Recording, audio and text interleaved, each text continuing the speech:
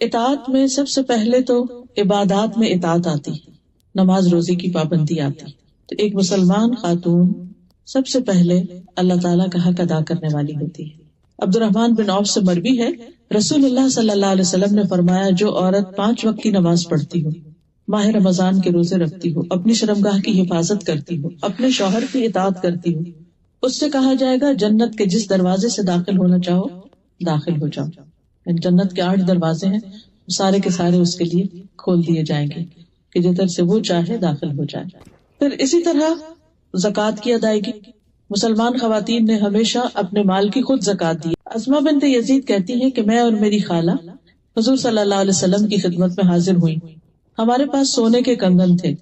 आपने फरमाया, क्या तुम दोनों इसकी ज़कात देती हो? हमने कहा नहीं। आपने फरमाया, क्या तुम इस बात से नहीं डरती कि अल्लाह तुम्हें आग के कंगन पहनाए?